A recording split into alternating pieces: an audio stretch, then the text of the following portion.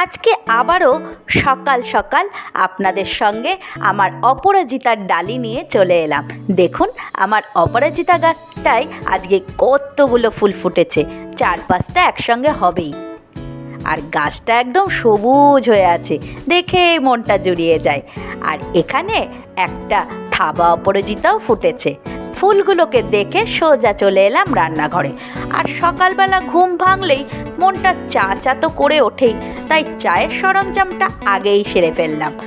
চা করে এখন বরমশাইকে দেব আর আমিও খাবো।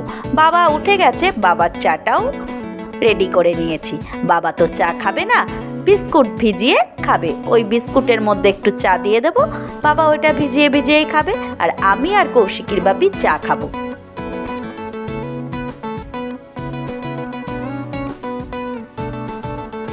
চলুন তাহলে সকাল সকাল চা পানটা সেরে নিই, তারপরে তো সারাদিনের কাজকর্ম আছেই। শান্তি করে একটু চাটা না খেতে পারলে যেন সারা দিনটা ভালো যাবে না।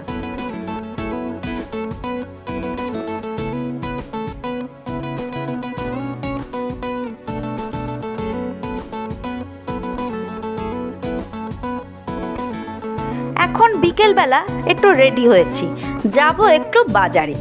কদিন ধরেই সেই যে কাপড়গুলো কিনেছি কিছুতেই আর সেলাই করতে দেওয়া হচ্ছে না। কতবার কৌশিকীর বাপিকে বলছি, তার আর নিয়ে যাওয়ার সময় হচ্ছে না, সেই আমাকেই বেরোতে হলো। আরও একটা হাতে কাজ নিয়েছি, চলুন এইগুলো সেলাই করতে দিয়ে সেই কাজটাও সেরে আসবো। কৌশিকীর বাপি এখন গাড়ি স্টার্ট দিচ্ছে, আমরা এখন সোজা যাব বাজারে। বাজারে যাচ্ছি আমার শাশুড়ি মায়ের জন্য একটু কানের দুল দেখতে। কদিন ধরেই উনি বলছেন একটু কানের টপ দুটো পাল্টালে হয়তো ভালো লাগতো, তাই যাচ্ছি ওনার জন্য পছন্দ করতে। যদিও মায়ের আমার পছন্দ হয় না, যাই তাই অগত্যা একটু দেখে আসতে হবে। এই যে আমরা দোকানে চলে এসেছি আর মায়ের জন্যে এই কানের টপগুলো দেখছি। দেখুন এই কানের ময়ূরের পাশা দুটো কি অপূর্ব দেখতে লাগছে, আমার তো দেখেই পছন্দ হয়ে যাচ্ছে।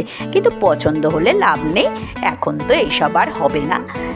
এখন শাশুড়ি মায়ের জন্য দেখতে এসেছি, সেই যে এই কানের দুল দুটো দেখছিলাম, এই দুটো আমার বেশ পছন্দ হয়েছে। আর তার পাশে এই ফুল দুটো ছবি তুলে নিলাম, মায়ের যদি পছন্দ হয় পরে এসে নিয়ে যাব। এখন বাড়ি যাই, দেখা হচ্ছে পরের আবার একটা ভিডিওতে। টাটা।